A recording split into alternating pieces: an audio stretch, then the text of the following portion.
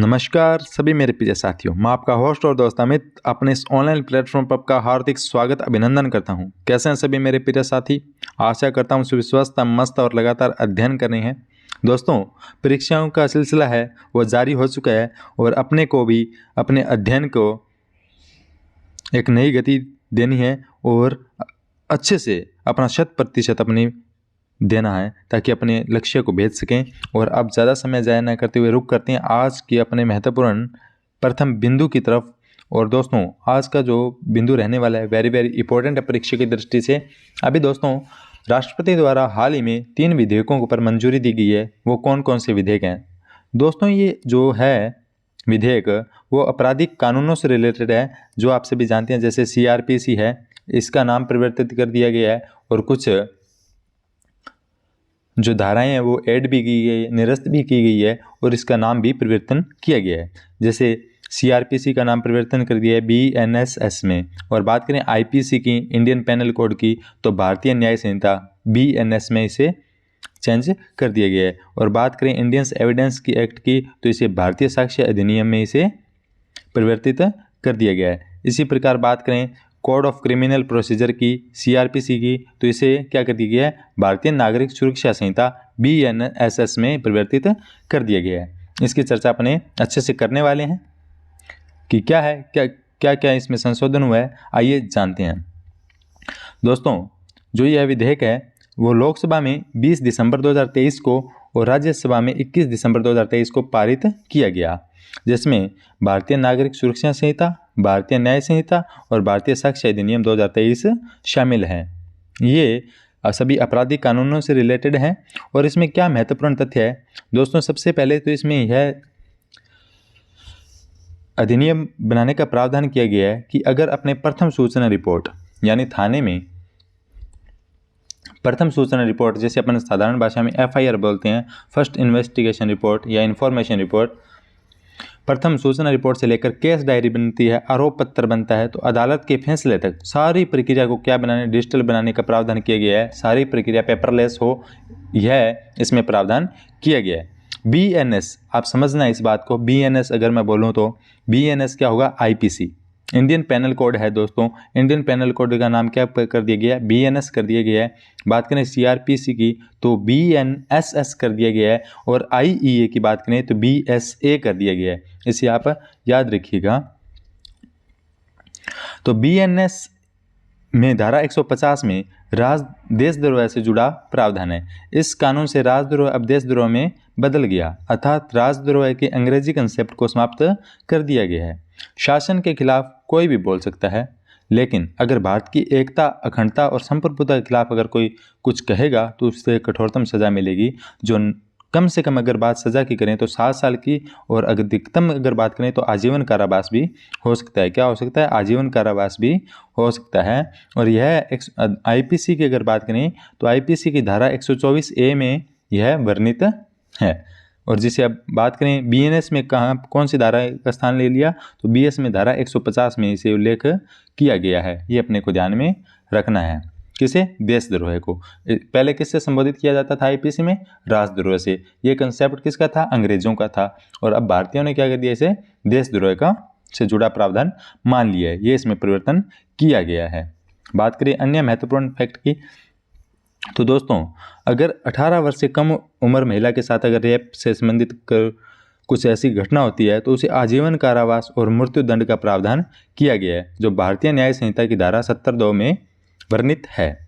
Gang rape के मामलों में बात करें तो 20 वर्ष या जिंदा रहने तक की सजा का प्रावधान किया गया है। इसे BNS भारतीय न्याय संहिता की धारा 63 और 64 में परिभाषित किया गया है। अगर शादी के नाम पर अगर किसी व्यक्ति किसी गुमराह करता है या पहचान छिपाकर शादी करने का अगर झूठा झांसा देता है तो उसे कम से कम 10 साल तक की सजा होगी। इसका वर्णन भारतीय न्याय संहिता में 69 में किया गया है। भारतीय न्याय संहिता में मॉब लिंचिंग को लेकर भी धारा 101 के खंड 2 में सजा का प्रावधान किया गया है, जो आजीवन कारावास से लेकर फांसी तक की सजा का प्रावधान है। दोस्तों, सबसे महत्वपूर्ण बात यह है कि अब चार्जशीट दाखिल करने का जो समय सीमा है उसे 90 दिन कर दी गई है, और इसके तहत अगर मजिस्ट्रेट को 14 दिन के अंदर अंदर संज्ञान लेना ही होगा। यह वेरी वेरी इंपॉर्टेंट है। अपने से पूछा जाएगा चार्जशीट दाखिल करने की समय सीमा कितने दिन तय की है, तो कम से कम 3 महीने हैं। जो 3 महीने के अंदर चार्जशीट दाखिल करनी ही होगी और 14 दिन के भीतर संज्ञान लेना ही होगा मजिस्ट्रेट को। पारित विधेयकों में धाराएं, अब जो सीआरपीसी को बीएनएसएस बनाया गया है, आईपीसी को बीएनएस बनाया गया है और आईईए को बीएस से बनाया गया है, तो इनमें कौन कौन सी धाराएं इसमें शामिल की गई है, आइए जान लेते हैं। बात करें दोस्तों सीआरपीसी की, तो सीआरपीसी में 484 धाराओं वाले सीआरपीसी को 531 धाराएं इसमें कर दी गई है। 170 धाराओं में बदलाव किया गया है, 9 धाराएं नई जोड़ी गई है और 14 धाराओं को निरस्त किया गया है। बात करें भारतीय न्याय संहिता की, जो आईपीसी का स्थान लिया है, उसमें 511 धाराओं के स्थान पर अब 358 धारा ही रह जाएगी। 20 नए अपराध जोड़े गए, 23 अपराधों को अनिवार्य न्यूनतम सजा रखी गई है, 6 अपराधों में सामुदायिक सेवा का दंड रखा गया है और 19 धाराओं को निरस्त किया गया है। अगर बात करें दोस्तों भारतीय साक्ष्य अधिनियम, जो इंडियन एविडेंस एक्ट का स्थान लेगा, उसमें 167 धाराओं के स्थान पर 170 धाराएं कर दी गई हैं। अपने को ध्यान में रखना है। तो ये दोस्तों था, इसे आप रिकैप कर लेते हैं जो अपने परीक्षा की दृष्टि से इंपॉर्टेंट है। दोस्तों आपको इतना जरूर पता रखना है कि दोस्तों सीआरपीसी को क्या कर दिया गया है, बीएनएसएस, आईपीसी को क्या कर दिया गया है, बीएनएस। अब आपने कंफ्यूज हो गए कि अगर प्रश्न आएगा तो सीआरपीसी को बीएनएस बनाया था या बीएनएसएस बनाया था, इसे आपको याद रखना है। सीआरपीसी में कितने वर्ड हैं, 4, तो बीएनएस में कितने हैं, 4। आईपीसी में कितने हैं, 3, तो बीएनएस में कितने हैं, 3। इस प्रकार अपने को याद रखना है। तो सीआरपीसी को क्या बना दिया है, भारतीय न्याय सुरक्षा संहिता। आईपीसी को क्या बना दिया है, भारतीय न्याय संहिता। इसमें आपको न्याय ध्यान में रखना है और इसमें नागरिक ध्यान में रखना है। ये आप ध्यान रखना, न्याय और नागरिक, इसमें कंफ्यूज नहीं होना, क्योंकि वह यही इस छोटी सी बात पर अपने को कंफ्यूज करने वाला है। तो आप इसे अच्छी तरीके से लिख लीजिएगा कि बीएनएसएस अगर 4 वर्ड होंगे जिसमें, उसमें तो होगा नागरिक, तो 3 वर्ड होंगे वहाँ होगा न्याय। तो ये अपने को ध्यान में रखना है। बात करें दोस्तों नेक्स्ट बिंदु की, तो दोस्तों यह वेरी वेरी इंपॉर्टेंट है, छपेगा 100% परीक्षा में छपेगा। फ्रांस के राष्ट्रपति एमैनुएल मैक्रों होंगे 75वें गणतंत्र दिवस के मुख्य अतिथि। कौन, एमैनुएल मैक्रों, ये अपने को ध्यान में रखना है। अगर बात करें दोस्तों इससे पूर्व की, तो 2023 में मिस्र के राष्ट्रपति थे अब्देल फतेह अल सीसी मुख्य अतिथि थे, और 2020 में अगर बात करें तो ब्राज़ील के राष्ट्रपति थे जेयर बोल्सोनारो ये थे। ये अपने को ध्यान में रखना है। और आप सभी जानते हैं 2021 और 22 में किसे भी आमंत्रित नहीं किया गया था, क्योंकि कोविड महामारी के कारण किसे भी आमंत्रित नहीं किया गया था। दोस्तों अभी अपने आपराधिक कानूनों से रिलेटेड 3 विधेयक पढ़े थे। अब एक डाकघर विधेयक 2023 को भी संसद में मंजूरी मिल चुकी है। इसमें कोई दोस्तों परीक्षा की दृष्टि से महत्वपूर्ण बातें नहीं है। नेक्स्ट अपने चर्चा करते हैं, वेरी वेरी इंपॉर्टेंट तथ्य है जो है विधानसभा चुनाव 2023 5 राज्यों में हुए थे। आप सभी जानते हैं कहाँ कहाँ किसकी सरकार बनी है, इससे भी आप अच्छे तरीके से चिर परिचित हैं। लेकिन अपने उन परीक्षा बिंदुओं को देख लेते हैं जो अपने परीक्षा की दृष्टि से इंपॉर्टेंट है। देश के 5 राज्यों में छत्तीसगढ़, मध्य प्रदेश, मिजोरम, राजस्थान, तेलंगाना की विधानसभा में 7 से 30 नवंबर तक चुनाव संपन्न हुए, जिसके परिणाम 3 दिसंबर को आए थे। तो दोस्तों बात करें छत्तीसगढ़ और राजस्थान में कांग्रेस को हराकर भाजपा ने अपनी सरकार बनाई है। तेलंगाना में के चंद्रशेखर राव ने केसीआर की पार्टी भारत राष्ट्र समिति को हराकर भारतीय राष्ट्रीय कांग्रेस ने अपनी सत्ता हासिल की है। मिजोरम में सत्तारूढ़ मिजो नेशनल फ्रंट को हराकर जोरम पीपुल्स मूवमेंट ने सत्ता हासिल करने में सफलता प्राप्त की है। बात करें दोस्तों मध्य प्रदेश विधानसभा चुनाव में, तो इसका चुनाव जो हुआ था, मतदान हुए वो 17 नवंबर को हुए थे। रिजल्ट सभी के 3 दिसंबर को आए हैं और जहां भारतीय जनता पार्टी ने बहुमत हासिल किया है और 163 सीटों पर विजय प्राप्त की है। और नवनिर्वाचित जो मुख्यमंत्री बने हैं मोहन यादव जी बने हैं जो उज्जैन दक्षिण से विधायक हैं। मध्य प्रदेश के उज्जैन में 25 मार्च 1965 को जन्मे मोहन यादव 2013 में पहली बार विधायक बने थे और वह शिवराज सिंह चौहान में कैबिनेट में उच्च शिक्षा मंत्री भी रहे हैं। मोहन यादव जी उच्च शिक्षा मंत्री भी रहे हैं, जो वर्तमान में क्या है, सीएम है, कहाँ के, एमपी के। उप मुख्यमंत्री अगर बात करें तो जगदीश देवड़ा जी हैं और राजेंद्र शुक्ला जी हैं। विधानसभा स्पीकर कौन बने हैं, तो दोस्तों नरेंद्र सिंह तोमर। नरेंद्र सिंह तोमर, दोस्तों आपको बताना है नरेंद्र सिंह तोमर जी पहले कैबिनेट मंत्री के रूप में कौन से विभाग से संबंधित थे, ये आपको बताना है। अगर शपथ ग्रहण की बात करें तो भारतीय जनता पार्टी के वरिष्ठ नेता मोहन यादव ने 13 दिसंबर 2023 को मध्य प्रदेश के मुख्यमंत्री के रूप में शपथ ग्रहण की। राज्यपाल का नाम मंगू भाई पटेल ने उनके साथ मनोनीत उप मुख्यमंत्री राजेंद्र शुक्ला और जगदीश देवड़ा को भी शपथ दिलाई। ये अपने को ध्यान में रखना है। तो बात करें विजयी सीटों की स्थिति, तो बीजेपी ने जीती 163 सीटें, भाई कांग्रेस ने जीती है 66 सीटें और भारतीय आदिवासी पार्टी में 1 सीट प्राप्त की है। बात करें दोस्तों छत्तीसगढ़ विधानसभा चुनाव की, तो 7 नवंबर को और 17 नवंबर को मतदान हुआ था। परिणाम आए सभी को 3 दिसंबर को और बहुमत हासिल किया भारतीय जनता पार्टी और मुख्यमंत्री कौन बने, विष्णुदेव साय बने। विष्णुदेव साय, ये आदिवासी समाज से आने वाले विष्णुदेव साय 4 बार सांसद, 2 बार विधायक, केंद्रीय राज्य मंत्री, 3 बार प्रदेशाध्यक्ष रह चुके हैं। जसपुर जिले के बागिया गांव में एक किसान परिवार में 21 फरवरी 1964 को राजस्थान पथ परिवहन निगम भी चली थी। जन्मे विष्णुदेव साय ने वर्ष 1990 में पहली बार विधायक बने। उप मुख्यमंत्री बने विजय और अरुण राव, विजय शर्मा और अरुण साव। विधानसभा स्पीकर कौन है दोस्तों, रमन सिंह बने हैं। कौन बने हैं, रमन सिंह बने हैं। तो बात करें दोस्तों कुल सीट थी 90, जहां पर बीजेपी ने 54 सीटें जीती है और कांग्रेस ने की बात करें तो 35 सीटों पर विजय हासिल की है। बात करें दोस्तों तेलंगाना की, तो तेलंगाना में मतदान हुआ 30 नवंबर को, परिणाम आया 3 दिसंबर को और बहुमत जो हासिल किया है वो भारतीय राष्ट्रीय कांग्रेस ने हासिल किया है। 64 सीटों पर विजयी हुए हैं और जो नवनिर्वाचित मुख्यमंत्री बने हैं वो रेवंत रेड्डी हैं, जो कोंडगल से विधायक है। कहाँ से, कोंडगल से विधायक है। आप याद कैसे रखेंगे, तेलंगाना में क्या देखिए, आरआर देखी, ट्रिपल आर तो सभी ने देखी है, लेकिन तेलंगाना में क्या देखी, आरआर देखी, डबल आर देखी, यानी रेवंत रेड्डी। वहाँ के मुख्यमंत्री कौन बने हैं, रेवंत रेड्डी बने हैं। उप मुख्यमंत्री बने मल्लू भट्टी विक्रमार्क, ये अपने को ध्यान में रखना है। शपथ ग्रहण दोस्तों 7 दिसंबर 2023 को रेवंत रेड्डी ने तेलंगाना के मुख्यमंत्री के तौर पर शपथ ग्रहण की। उनके साथ 11 मंत्रियों ने भी शपथ ली, ये अपने को ध्यान में रखना है। अगर बात करें भारतीय राष्ट्रीय कांग्रेस ने 64 सीटें हासिल की, भारतीय राष्ट्र समिति ने 39 सीटें और भारतीय जनता पार्टी ने 8 सीटें पर विजय हासिल की, ये अपने को ध्यान में रखना है। बात करें दोस्तों मिजोरम विधानसभा चुनाव की, तो ये 7 नवंबर 2023 को हुए थे। एमपी के साथ ही परिणाम घोषित हुआ है वो 4 दिसंबर को हुआ, जहां पर बहुमत हासिल किया जोरम पीपल्स मूवमेंट ने 27 सीटों पर विजयी हुए हैं और नवनिर्वाचित मुख्यमंत्री बने हैं वो लाल दुहोमा बने हैं। कौन से, लाल दुहोमा, लाल दुहोमा, ये अपने को याद रहने ही वाला है क्योंकि सबसे डिफरेंट है तो याद रह जाएगा। लाल दुहोमा मिजोरम के पूर्व आईपीएस अधिकारी हैं। 1972 से 1977 तक मिजोरम के मुख्यमंत्री के प्रधान सहायक के तौर पर काम किया है। वह वर्ष 1984 में मिजोरम की एकमात्र लोकसभा सीट से सांसद चुने गए।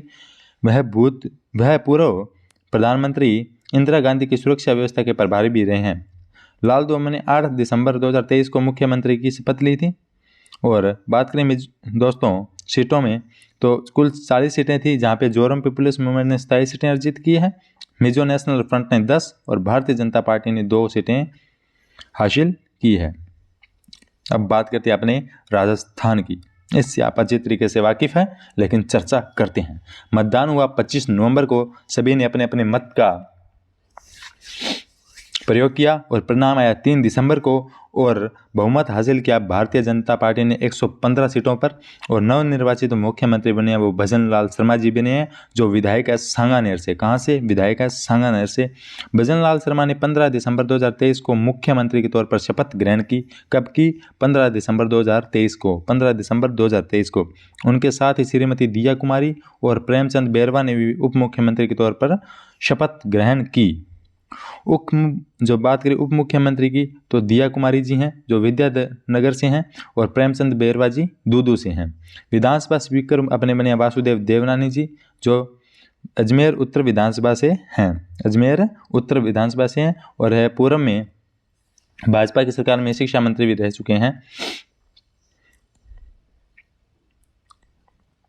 बात करें दोस्तों सीटों की, तो भारतीय जनता पार्टी ने 115 सीटें अर्जित की। अगर बात करें भारतीय राष्ट्रीय कांग्रेस की, तो इसे आप 70 कर लीजिएगा, क्योंकि दोस्तों अभी जो 5 जनवरी को कर्णपुर में चुनाव हुआ था उसमें गुरमीत सिंह कुन्नर के पुत्र रूबी कुन्नर जी ने विजय हासिल किया, जो कि कौन सी पार्टी से संबंधित है, कांग्रेस से संबंधित है। तो कांग्रेस की सीटें कितनी हो चुकी है, 70 हो चुकी है, यानी 70 सीटों पर कांग्रेस की है और 115 सीटों पर है बीजेपी। और भारतीय आदिवासी पार्टी है, उसने 3 सीटें हासिल की।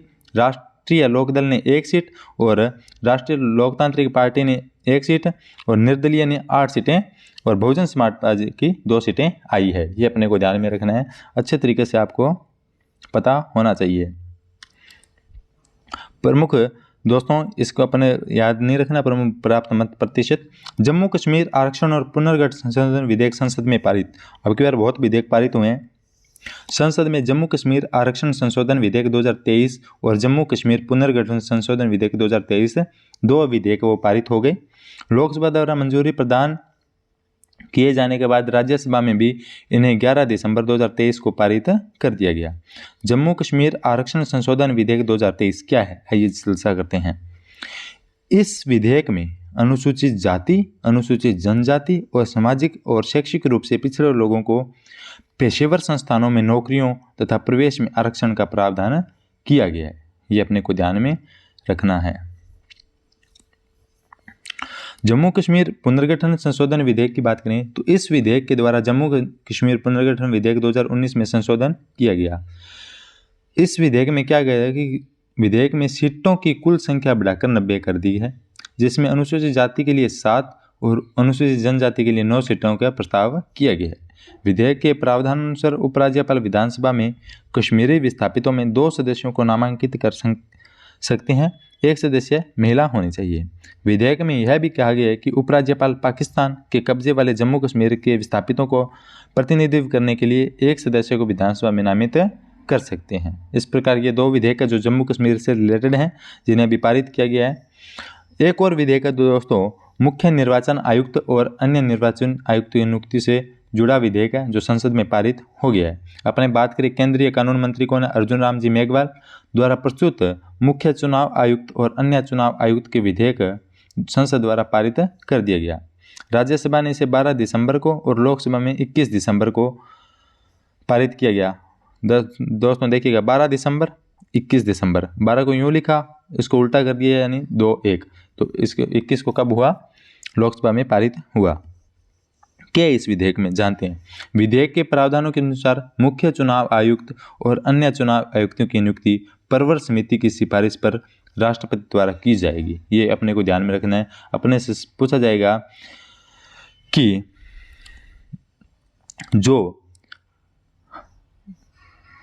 केंद्रीय कानून मंत्री अर्जुन राम मेघवाल जी द्वारा मुख्य चुनाव आयुक्त और अन्य चुनाव आयुक्त द्वारा विधेयक जो 2023 संसद में पारित किया गया है, उसमें मुख्य चुनाव आयुक्त और अन्य चुनाव आयुक्तों की नियुक्ति की सिफारिश पर किसकी सिफारिश पर राष्ट्रपति द्वारा उन्हें नियुक्त किया जाएगा, तो परवर समिति की सिफारिश पर उन्हें राष्ट्रपति द्वारा नियुक्त किया जाएगा।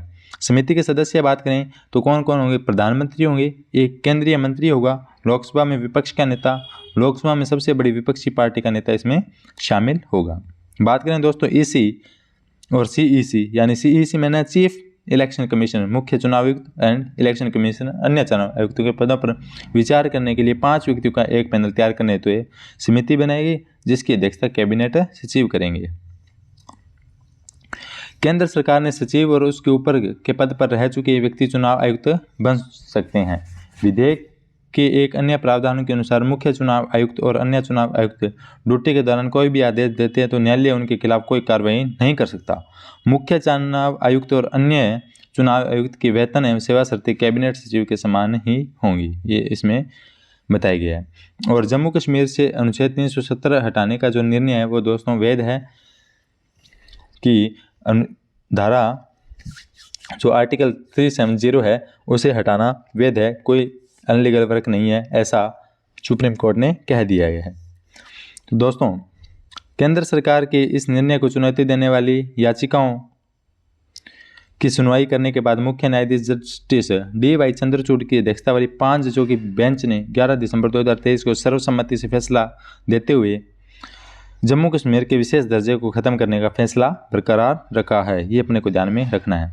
विश्व के पहले पोर्टेबल अस्पताल का अनावरण किया गया। दोस्तों इसकी चर्चा अपने अक्टूबर की क्रोनोलॉजी में की थी जब इस पर विचार किया गया था, लेकिन अब इसे क्या कर दिया गया है, इसका अनावरण कर दिया गया है।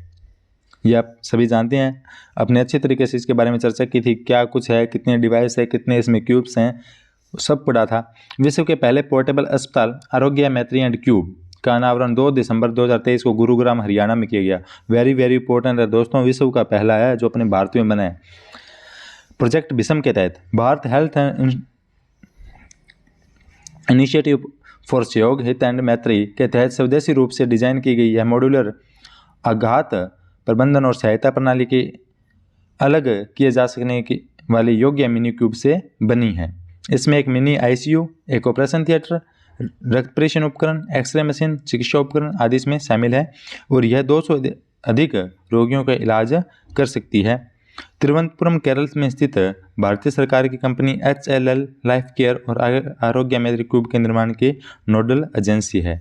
तो अपने से पूछा जा सकता है आरोग्य मैत्री क्यूब के निर्माण की नोडल एजेंसी कौन है, तो केरल की HLL लाइफ केयर, केरल की HLL लाइफ केयर इसकी नोडल एजेंसी है। ये अपने को ध्यान में रखना है।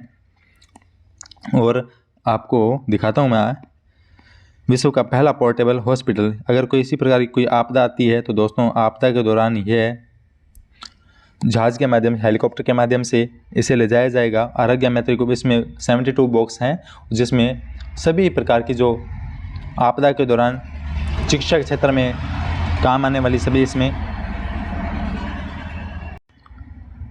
उपकरण निहित है और सभी को सुरक्षित रूप से चिकित्सक इलाज प्रदान कर सकते हैं आपदा प्रभावित क्षेत्र में।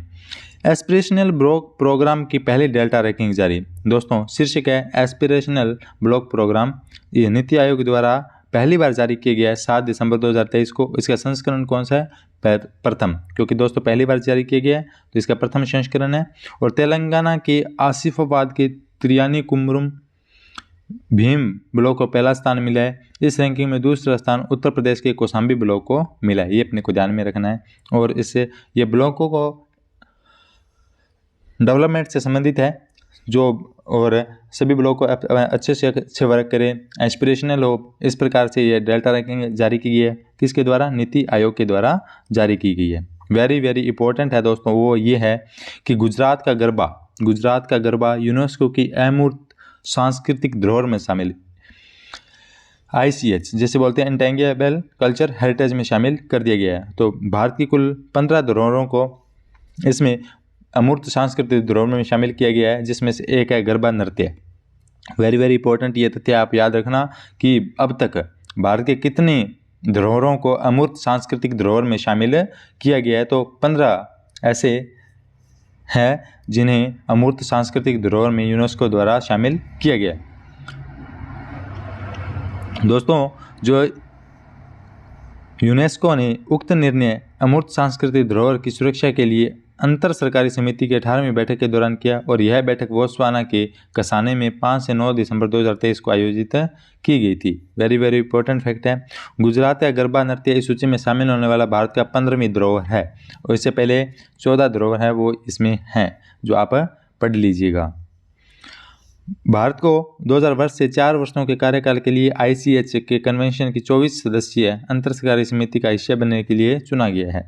NCRB national crime record bureau ने 2022 में भारत में अपराध शीर्षक से अपनी वार्षिक रिपोर्ट दिसंबर 2023 में जारी की और इसमें साइबर क्राइमों में बात करें तो 24.4 की वृद्धि हुई है और बात करें आर्थिक अपराधों में 11.1 की और वरिष्ठ नागरिकों के विरुद्ध अपराध 9.3% और महिलाओं के विरुद्ध 4% अपराध बढ़े हैं। बात करें अनुसूचित जातियों में के खिलाफ है जो अपराध हैं वो 13.1% की वृद्धि दर्ज हुई है और बात करें ST की तो 14.3% की वृद्धि हुई है। कृषि क्षेत्र में आत्महत्याएं जो किसान करते हैं तो उनमें 3.7% की वृद्धि हुई है, जो कि एक बहुत बड़ी दुखदायी खबर है सभी प्रकार की, जो जितने अपने पढ़ रहे हैं लेकिन यह आंकड़े को अपने ध्यान में रखना है। और बात करें दोस्तों, कृषि क्षेत्र में सर्वाधिक आत्महत्याएं महाराष्ट्र, कर्नाटक और आंध्र प्रदेश में की गई है। कहाँ पर? महाराष्ट्र, आंध्र प्रदेश और कर्नाटक में। हत्या के सर्वाधिक जो मामले दर्ज हुए वो दोस्तों उत्तर प्रदेश में, यानी मर्डर में सबसे आगे कौन है? उत्तर प्रदेश है। और हत्या के सबसे कम मामले सिक्किम में है, जो केवल 9 ही हैं। 1 साल के अंदर 9 ही मर्डर हुए हैं। महिलाओं के विरुद्ध अपराध में उत्तर प्रदेश में सर्वाधिक है, उसके बाद महाराष्ट्र, उसके बाद राजस्थान का स्थान आता है। लेकिन अपने को ऐसी स्थिति से उभारना है, अपने राज्य को, अपने देश को। ऐसा नहीं होना चाहिए। राष्ट्रपति द्वारा केंद्रीय मंत्रिपरिषद में अतिरिक्त प्रभार का वितरण किया गया है। दोस्तों अभी जो विधानसभा चुनाव हुए थे उसमें से कुछ एमपीज थे, उन्होंने अपना त्यागपत्र दिया, तो उनके स्थान पर अन्य मंत्रियों को अतिरिक्त प्रभार बनाया गया है, अतिरिक्त प्रभार देकर सौंपा गया है। तो वो कौन कौन है? तो राष्ट्रपति ने प्रधानमंत्री की सलाह पर संविधान के अनुच्छेद 75 के खंड 2 के तहत केंद्रीय मंत्रिमंडल में नरेंद्र सिंह तोमर, बताइए आपने चर्चा की थी, नरेंद्र सिंह तोमर कहाँ से है ये आप बताइएगा, वर्तमान में किस पद पर है और किस स्टेट से है, जिसकी चर्चा अपन ने पूर्व में की है थोड़ी सी देर पहले, वो आपको कमेंट बॉक्स के माध्यम से बताना है। प्रहलाद सिंह पटेल, रेणुका सिंह श्रुता आदि ने त्यागपत्र दी है दिसंबर 2023 में, और इनके त्यागपत्र को स्वीकार कर लिया गया है। दोस्तों इसके साथ ही कैबिनेट मंत्री अर्जुन मुंडा को कृषि और किसान कल्याण मंत्रालय का प्रभार सौंपा गया है। राज्य मंत्री शोभा करदलांजे को खाद्य प्रसंस्करण उद्योग और मंत्रालय का राज्य मंत्री का प्रभार सौंपा गया है। राज्य मंत्री राजीव चंद्रशेखर को जल शक्ति मंत्रालय में राज्य मंत्री का प्रभार सौंपा गया है।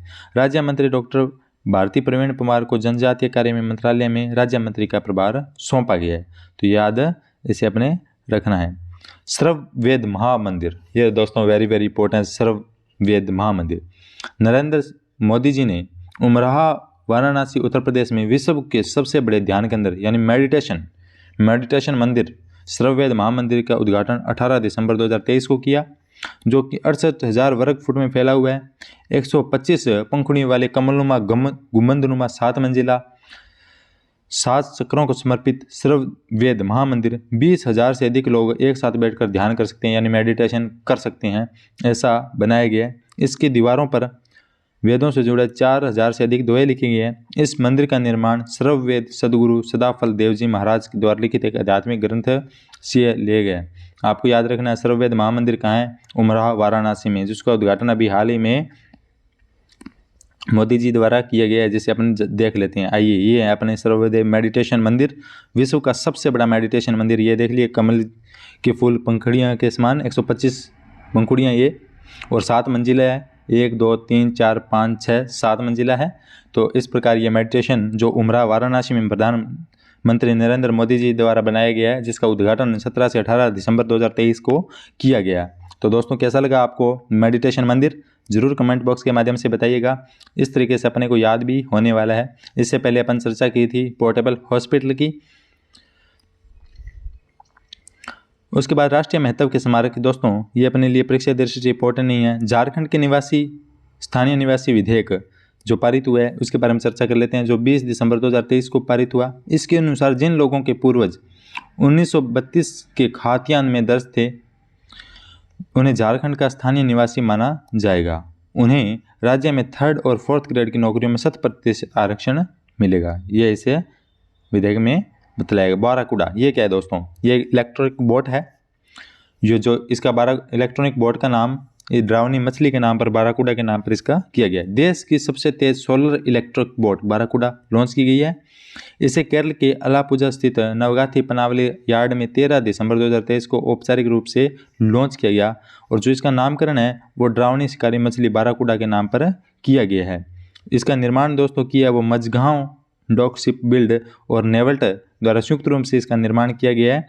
और ये दोस्तों इसकी अधिकतम जो स्पीड है वो 12 नॉटिकल है। ये समुद्र की अगर दूरी में नापते हैं, जैसे सड़कों की तो किलोमीटर में होती है, और समुद्र की अगर दूरी मापी जाती है तो वो नॉटिकल में मापी जाती है, और एक बार चार्ज करने पर 7 घंटे तक चल सकती है। ये अपने आपको ध्यान में रखना है। तो अपने जान लेते हैं बाराकूडा को, देख लेते हैं। ये दोस्तों अपनी बाराकूडा है जो अभी देश की सबसे तेज़ चलने वाली सोलर इलेक्ट्रिक बोट है। इसमें सभी ये सोलर की प्लेटें हैं, और इसकी अधिकतम स्पीड 12 नॉटिकल है, जो 7 घंटे तक चल सकती है। अपनी जॉब लगने के बाद इसमें घूम के आने वाले हैं। अब लगातार इसमें मेडिटेशन भी करके आएंगे और ये अपने आप वाला नहीं चाहिए। बात करते हैं JN.1 की। ये दोस्तों कोविड-19 का ओमिक्रॉन वेरिएंट का सब वेरिएंट है जो विश्व भर में फैल रहा है, ये अपने को ध्यान में रखना है। और विश्व का अगर बात करें भारत में, तो भारत में इस वेरिएंट का पहला मामला केरल में देखा गया है। सरक्का केंद्रीय जनजाति विश्वविद्यालय, ये अपने को जनजाति विश्वविद्यालय जो अभी स्थापना की गई है वो कहाँ पर की गई है? तेलंगाना के मुलुगु में की गई है, ये आपको ध्यान में रखना है। समका सरका केंद्रीय जनजाति विद्यालय कहाँ पर? तेलंगाना मुलुगु में। ये दोस्तों आज के महत्वपूर्ण सभी बिंदु थे जिसकी चर्चा करने की। कुछ प्रश्न है जिसकी चर्चा अपनी जल्दी फास्ट रूप से कर लेते हैं। प्रधानमंत्री नरेंद्र मोदी जी ने महाराष्ट्र के सिंधुदुर्ग में राजकोट किले में किस महापुरुष की प्रतिमा का अनावरण किया गया? जो छत्रपति शिवाजी जी महाराज का अनावरण किया गया है। प्रधानमंत्री नरेंद्र मोदी जी ने सेना में रैंकों का नाम किस आधार पर बदले जाने की घोषणा नौसेना दिवस 4 दिसंबर 2023 को की? तो भारतीय संस्कृति के अनुसार अब नौसेना में रैंक के पद होंगे, ठीक है, जैसे पोस्ट मिलती है वो किसके होंगे? भारतीय संस्कृति के अनुसार होंगे। भारतीय रेलवे ने हाथियों की वजह से होने वाले रेल हादसों को रोकने के लिए आर्टिफिशियल इंटेलिजेंस AI आधारित कौन सी एक नई स्वदेशी प्रणाली पेश की है? तो गुजरात सुरक्षा कवच। लोकसभा के भीतर सुरक्षा में भारी चूक 13 दिसंबर 2023 को की घटना के बाद गृह मंत्रालय ने संसद की सुरक्षा का जिम्मा किसे सौंपने का लिए? तो CISF को।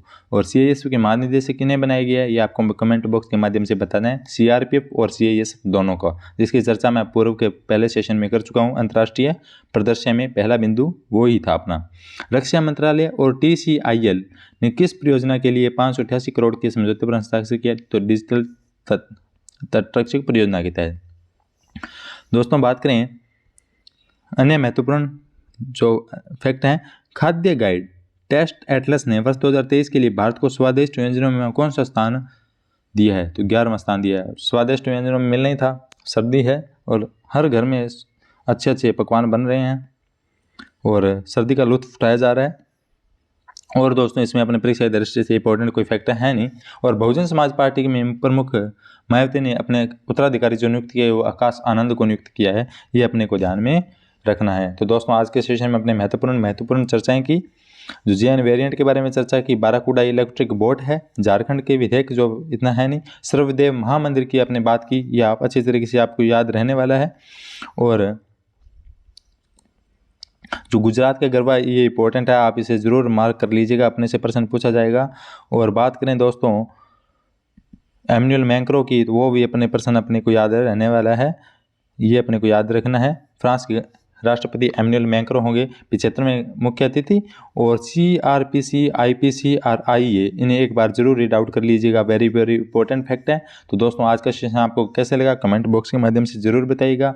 आज के सेशन में इतना ही, मिलते हैं जल्द। जय हिंद, जय भारत।